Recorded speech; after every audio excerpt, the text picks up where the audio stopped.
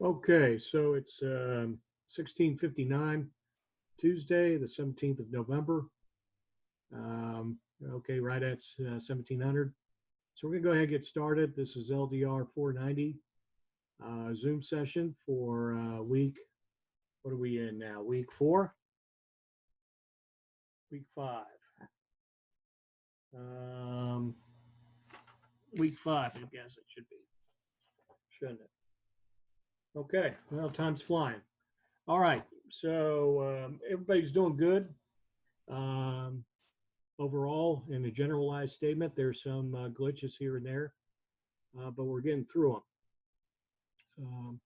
Biggest thing is making sure that you're turning in the work. If you're not turning in the work, you get a 0. I mean, there's nothing I can do on that. In fact, that's what I tell all my students: is the only way you fail my course is if you don't do the work. If you turn something in, you get at least some credit. It may not be a grade or a passing grade, but at least you get credit. If you don't turn anything in, then you get nothing. If you've written me and asked for some time, I have written you back saying, when do you think you'll have it uploaded? Just coming in and asking for more time doesn't quite complete the deal. I want you to demonstrate some leadership. And part of that is, and subordinate leadership is that if you're missing a deadline, it's incumbent upon you to tell the boss when you anticipate being able to get it in. If that's acceptable to the boss, he'll go with it. If it's not, then he either needs to resource you better, or you're going to have to comply. But don't just leave it hanging out there and putting the monkey on his back. I use the monkey as a metaphor for a problem or a task.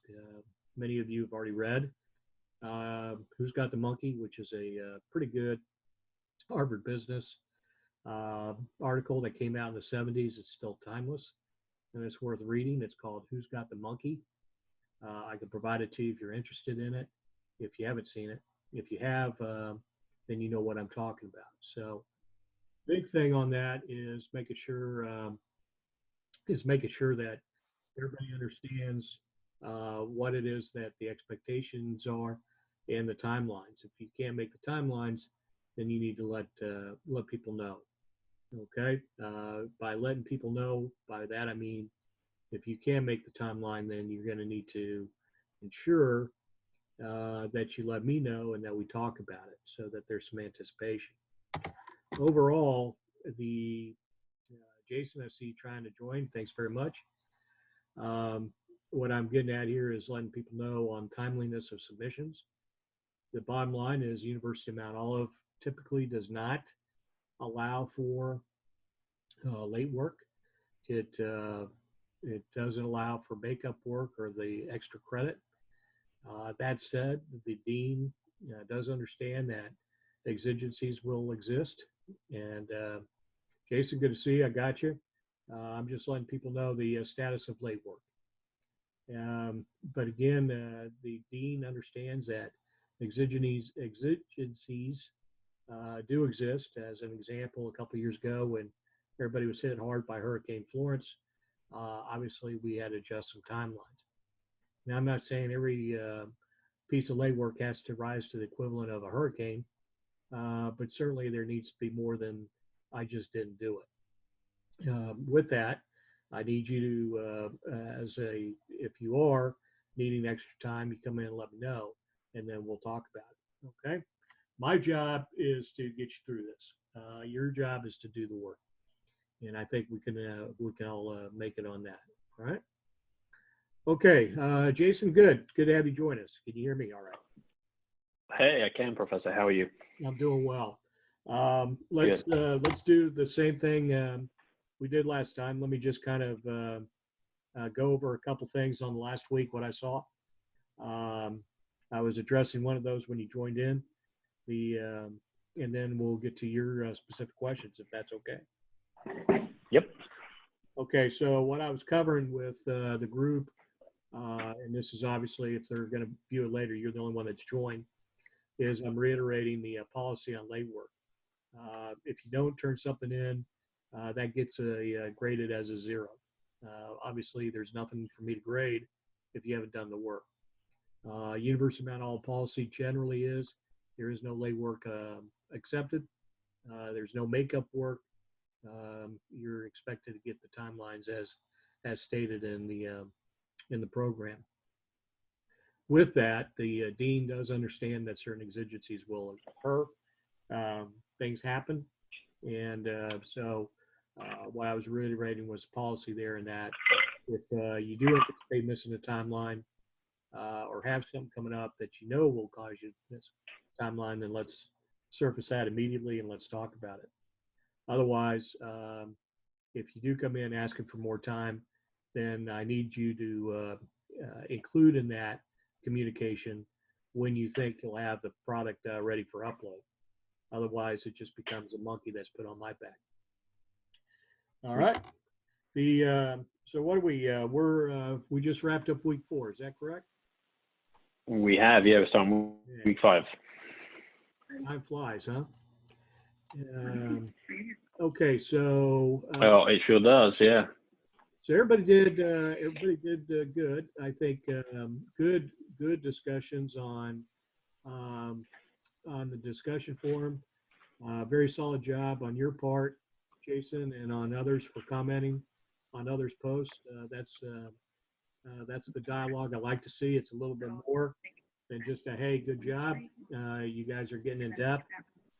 Again, the more in depth, the more you can link your responses to what you learned in your LDR matriculation, the better.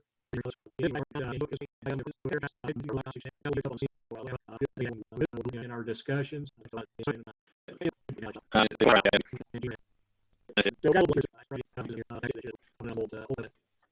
just because I've make sure you back it up. What's that? Make sure you back it up. Yeah, I learned. Last time I did an upgrade on mine. It was like I just lost I don't know how many years worth of stuff, and I'm like, but fortunately I kind of put like family photos and stuff on a backup drive and things. But yeah, it didn't. Was supposed to be a 2 or 3 step process of quick updates, except it didn't go. It wasn't easy. Oh, so, I'm very sorry to hear. That's so frustrating. Oh, it is. Well, I learned my lesson on 9/11. Believe it or not, I was in the Pentagon when the plane hit, so we lost our office, not immediately to the explosion, but to the subsequent fire. And so they gave us about 5 days off to find us new office spaces up at the Navy Annex there in Arlington. And so when we came back to work, and I'm in my new office, immediately the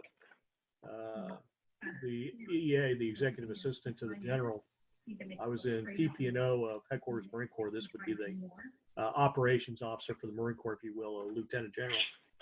But PP&O wanted to know where a couple of the information papers and a couple of the upcoming briefs were that he was supposed to get from me. And I informed the executive assistant, the EA, that they were in the general's in basket. Unfortunately, the in basket down in the Pentagon. So in the smoldering facility. That's right. And basically the EAs are typically colonels, probably going to be a brigadier general select, so they're up and comers. The EA said, well, that's interesting, but I better, in the vernacular, shit the products quickly. So I'm having to recreate all that work, which took some time. And so I learned my lesson back on my work computer. So here's how high tech it was in the day. This would have been 2001. I went out and bought a zip disk drive, and I had zip disks that held 256 meg. That's how how high speed it was. How futuristic! Yeah, and it cost a pretty penny too, as well, right? It costs a little bit. That's right. Oh yeah. But anyway, I think I still have those discs around here somewhere. But now I hold on to too much information. I've got a couple externals that are pushing their limit, but at least I know I have my files. That's right. You got it backed up. That's a smart move.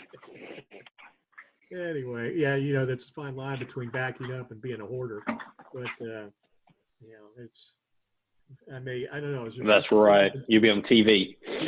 Can you be a data hoarder? I guess probably can. All right. So the screen should be blank again. I'm clicking. I'm sure you could. Don't give. What's that? I'm sorry, we got a delay, I think. I was just saying, I'm sure you could, if you give HGTV or one of these TV stations the idea of being a data hoarder or a cloud hoarder, I'm sure they make a show on it. So I think you're onto something. I might have to look at that. yeah. Make some money here. All right. There you go. So the week 4 assignment, again, good job. This was, I wanted you to get into the website and take a look at it from the perspective of a CEO. And then further, did you notice anything on the websites that would attract employees and future clients? So looking at it from an aspect of, would you use this website as a recruiting tool, which I would recommend, and most sites you've noticed will have that, careers. And then also what on some sites will attract clients. Most of you did a decent job on that. We got a little bit too much into, I like the layout. It's pleasing to the eye. I mean, that's all good, but I was looking for, a little more meat, which many of you provided. As an example, if you're going to place an order online or give your banking information to an online website, is there something you demand or look for on that website before you give over your bank account number? Right. Right. Yeah. SSL, Yeah, agree. and certifications, et cetera. So, these are kind of the things I was looking for. So, most of you picked up, hey, on the website, I could find the mission statement. I could find the core values. That's what I was looking for. And then, because in part is what's on the website matching with what our mission statement is. Are we focusing on furthering what it is we are as we move to our vision, or are things starting to pop up on this website that don't relate to our mission? In other words, I'm going to use an extreme example. This may not be completely valid, but we'll shoot for it.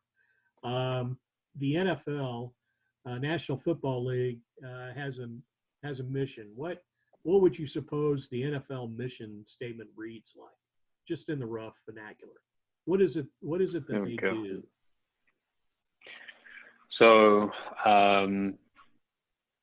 I would word it something along the lines of a professional sports organization competing in an American football league of professional athletes or something. Right. Some sort of providing entertainment by executing the football. Sport, yeah. If you go on the NFL website, I haven't done it in a while, I suspect you're going to find some social justice information. Whether that's Black Lives Matter or the other. Is that in fact what you probably want to be doing? This is not a yes or no type of answer. These are things that I want you as future leaders and as current leaders to kind of consider. There's a couple points of view on this. One point of view is that the customers of today want to see the company's position on various topics of the day and support the companies that do. There's another school of thought out there that no, your purpose is to provide entertainment or words to that effect. And so stick with what your purpose is. If you want to participate in social justice, then you do that on your own time, not as it relates to how you execute your company's profession. So, I have my own thoughts on the matter. We all do, but this is for more self-reflection, for you to kind of apply some of the things that you see with Marriott and the Salvation Army. It is interesting to see that Marriott doesn't really have a readily visible mission statement. It kind of floods into the vision Mm-hmm. is not unusual. It's very difficult to find an organization, many organizations that have done a clean mission statement with a clean vision statement as taught in the reference books. And there's a variety of reasons for that. My position on it is that if you don't know who you are, where you're at, and where you're heading, you got some problems. So Right. what I want to do is, these are things that we grapple with, and then in the course of linking this with website, we remember our coursework previously, LDR 300 mostly, and then some others, as it relates to communications. We find out that there are various methods of communication, from face to face to email to telephone, etc. And we learned that there are certain levels, depth of messages that are appropriate to be transmitted over that communications means. So the most complex message we need to provide to somebody generally will tell you face to face is the most effective means. If I have to get in depth in a conversation with my wife, I surely do not need to be doing that texting her, because of a variety of reasons. And that's kind of what I was getting at. Okay, can you address, what's in the website as a means of communication? Is there a mechanism on there as a CEO? Would you have, for example, the CEO's corner of that website? Would you provide a weekly update or a blog or some type of direct communication, almost a town hall type of setup? These are the things that I was wanting to see you guys pull out of the question. And most of you did a fair job on it. You all thought that the websites, generally, everybody thought the websites were good, they were clean, and that they were attractive to potential employees and future clients. So there were some criticisms. I think they were valid. And so, again, overall, everybody did a fair job on that. Mm-hmm. Good. Okay. And then most of you, a couple of you did not, but most everybody got their chapter 2 in. I think everybody generally is tracking. A couple are not. I've provided that feedback to you specifically in that section. And as soon as my web page comes back, I'll show you where. Make sure you take a look at that feedback if you haven't already. Again, this is not grading. This is providing feedback. And let's go take a look at that real fast, and then I'll open it back up to you. Completely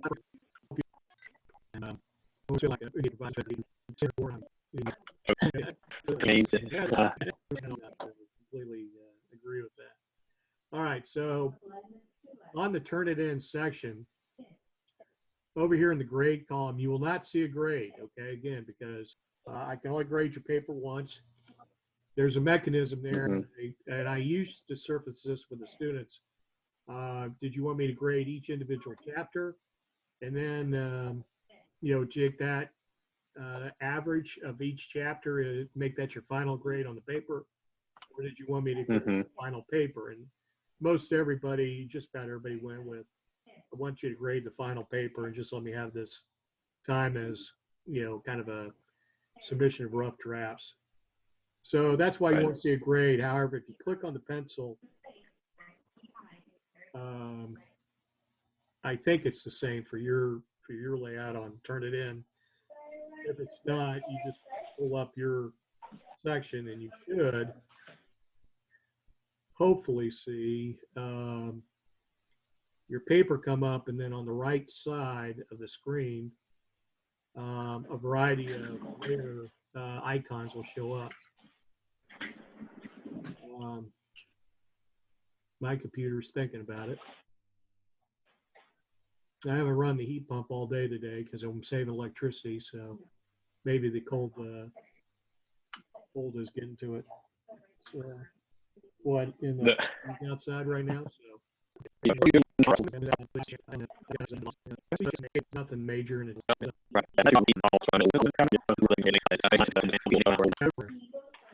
Good, touch wood. Tonight. So yeah, we're on the what's called the New River.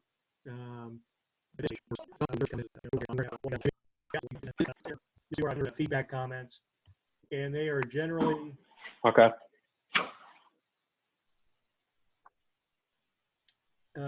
Sorry, I had somebody texting me here. So That's okay. Actually, my bride texted me, so that's kind of the the emergency channel there. The speed dial 1 right there. Yep. I can blow her off. I can blow her off on this one. I should have said that. It's gonna be recorded. The other day, I was making. Yeah, you might want to delete this file once we're done. I was telling a group of students the other day the difference between listening and hearing, and I said, let me give you the best example I could give, and that is, I was watching a ball game the other day, and my wife was talking to me, and she finally asked, "Did I hear her?" And I replied, "Yes, I heard you. I just wasn't listening."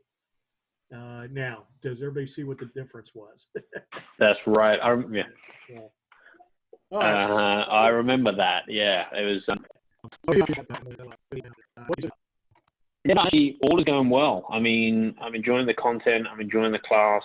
I love the contrast between the two books. I mean, right now where I'm at that I thought was interesting is the fact, Mr. Marriott in his book was kind of going through, in the 70s and 80s, they're making hand over fist in money, and what can they look to spend it on? What can they look to go and sample and test and try and dabble in from a breaking the market type perspective, getting into cruise ships, to theme parks, to stuff. And then when it didn't work, they're like, yeah, so we tried that for 6 years and didn't like it, so we pulled out and decided we're not going to do that again. And then you compare that to a non-profit organization like the Salvation Army that don't have that kind of luxury to do that stuff. I mean, they've got to make those funds count, right? And not necessarily dabble in cruise ships and theme parks and in 7 years' time say, yeah, that didn't necessarily work too well. You don't see that being, or at least I haven't seen it yet in the Salvation Army book, whereby, hey, look, here's where we made mistakes, right? Because I think from their perspective, the difference between the profit and the non-profit is the non-profit is, helping support lives, right? And providing aid where it's needed. Those monies have to count, where the Marriott book is more about making money and providing that facility, I guess, for the general public. I just thought that was kind of a dynamic I picked up on, where one is making money and figuring out what to dabble in, the other is trying to put the money to good use. Great point. I think we need to be careful sometimes on the distinctions we try to make between a for-profit and non-profit. Regardless of the organization, it has to bring in more than it's expending. Otherwise, it won't last. Now, for tax purposes, a nonprofit is designated as such a nonprofit because they, don't have retained earnings that are provided back to shareholders and bondholders, investors. So that money that they have is generally expected to go in execution of their mission, not necessarily in salaries, but into the organization. For-profit most certainly has to provide some type of return for the shareholders in some type of dividend and to the bondholders. From there, they need to, keep a reserve of cash for rainy day, but to sit on a lot of cash does you no good. It essentially is waste of capital.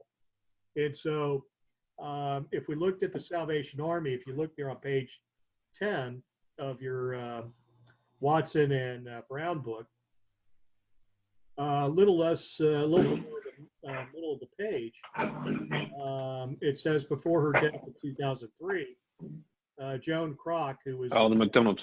of Ray Kroc, Yeah. bequested $1.6 billion. Now, I'm not assuming you put $1.6 billion in a kettle, but that was some form of capital that the Salvation Army assuredly wasn't able to expend in some Mm-hmm. time. So, they've held on to it. The later in the book, you see there on page 125, we were talking about catastrophe as change on a fast track. A lot of Salvation Army funds are expended essentially in reaction to disasters, which is change in its purest form. And on the top of page 125, we see where Evangeline Booth 4 million. authorized what is in effect probably roughly what 15 million if we apply a factor to that that drained the Army's coffers at the time to help San Francisco recover. And right. And so there's there's got to be some pluses and minuses. There's got to be certainly some fiduciary responsibility in that you're not out there wasting money or pursuing frivolous dreams, things that need to be related to your mission. But part of that is I'm certain the Salvation Army could find something to spend money on. How well they do that and keep some sort of endowment going, and what ultimately I think they use a lot of Joan Kroc's money to establish learning centers, university campus. So pretty well related to their mission at hand. In the end, you're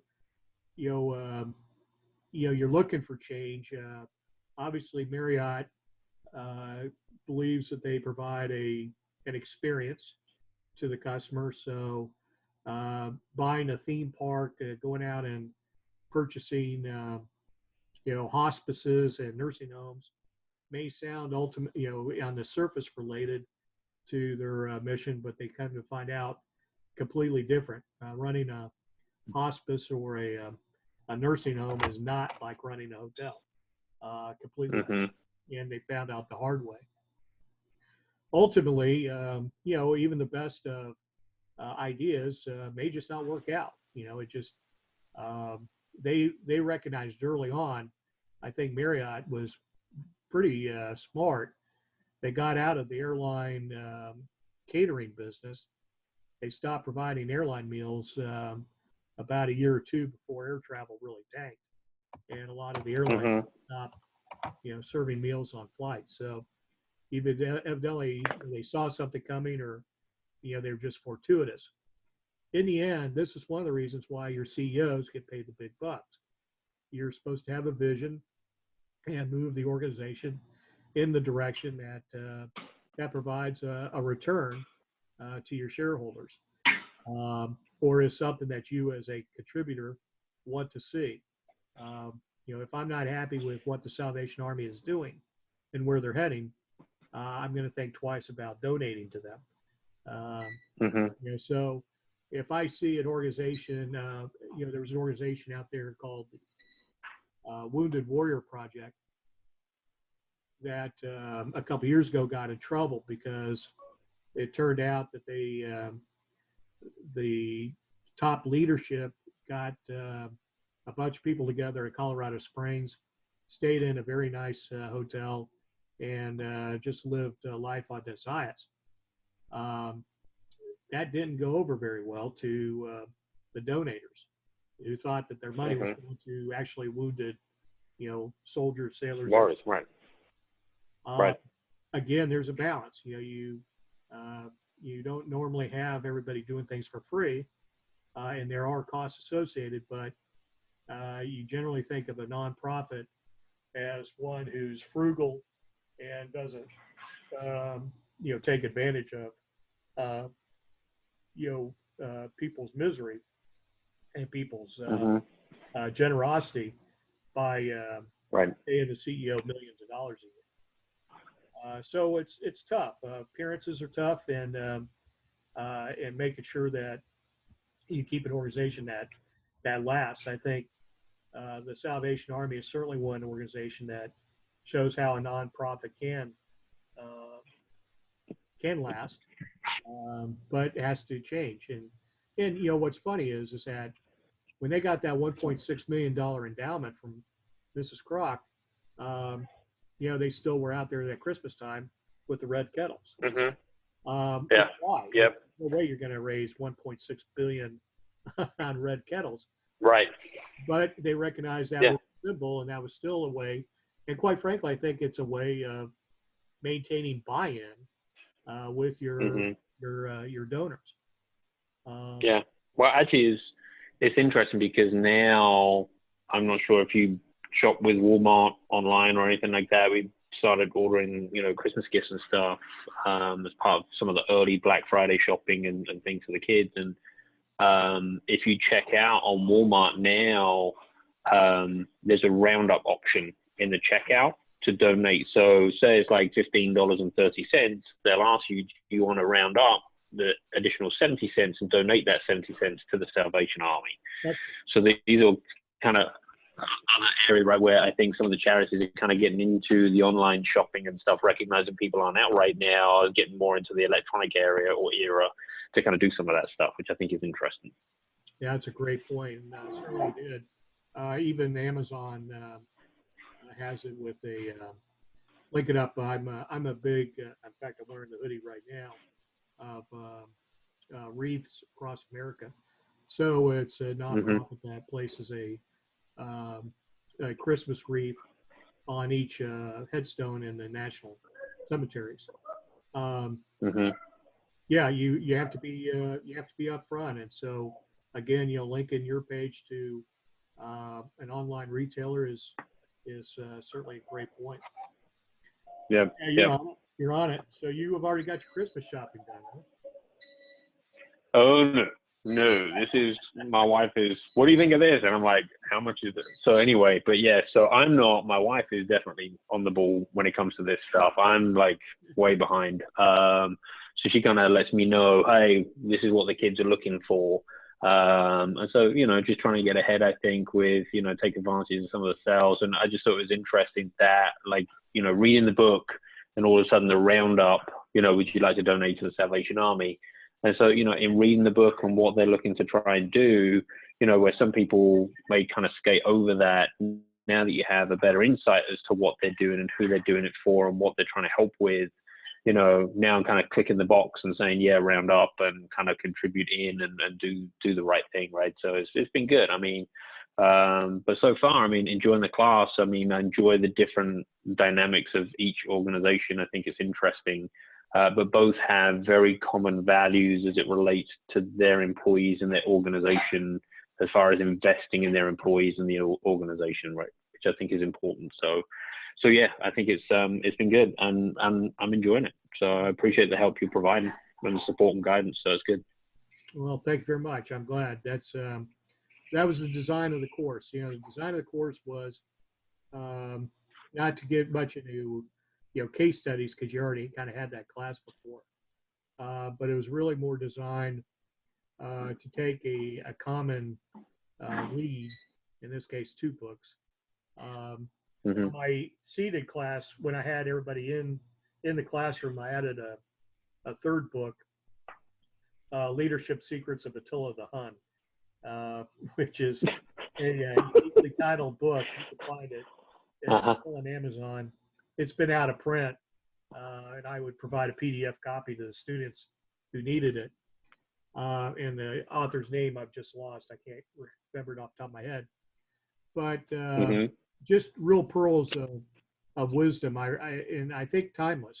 So if you happen to run across a copy of Leadership Secrets of Attila the Hun, it's certainly worth your while. And it's a fun read, and Attila the Hun doesn't seem like a likely case study in leadership, Right. but he makes it work, and it really kind of flows, and after a while you find yourself getting into it, and Yeah. it makes sense. So but Well, yeah. I mean, all three if you've is got a PDF, yeah. I'd love to see it. Yeah, absolutely. Now, one question I did have, and I'm sorry, I didn't mean to Oh, go ahead. cut with the chapters we're doing. Just something that came to me that I've been meaning to ask. With the chapters we're doing right now, recognizing they're not being graded, but you're giving guidelines to it, which is great. Are we, before we submit them, this isn't like, okay, that chapter is now locked, you can't make any modifications. When it comes to the final rendition of this, when we kind of piece together the table of contents and organize the chapters, for the flow that we talked about before, are we able to tweak and modify those chapters for the final product, or is it they've kind of been submitted and you would make a grave mistake if you did not. Yes, by all means, okay, all right, good. You can move your chapters around. In fact, this time around in the feedback comments I gave some of you, in fact, I think I gave it to you. Make sure you proofread your paper, catching not spelling mistakes. The word is spelled right, but wrong usage. Microsoft will pick up on a misspelled word, but it won't pick up on a homophone. So, Right. some people, in fact, one of my favorite examples is a paper a couple of years ago that was submitted to me. The student kept talking about using the plural form of assess. So it was assesses. Okay. Yeah. He spelled it wrong, and the way he spelled it was correct if one was going to spell asses. And so, of course, Microsoft doesn't catch that. It's funny the first two times you read it, then after about the third, fourth, or fifth time in the same paper as an instructor, you start getting a little bit frustrated. So yeah. So yes, by all means, work your paper as you see fit.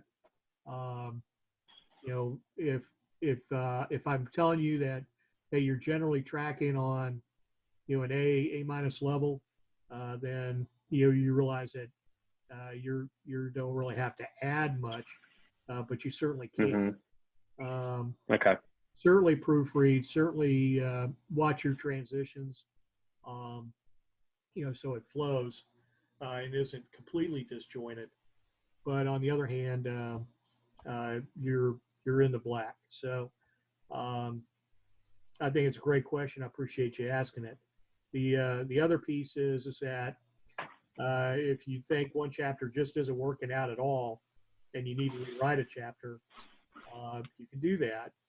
Just understand that at this point it's kind of crunch time. So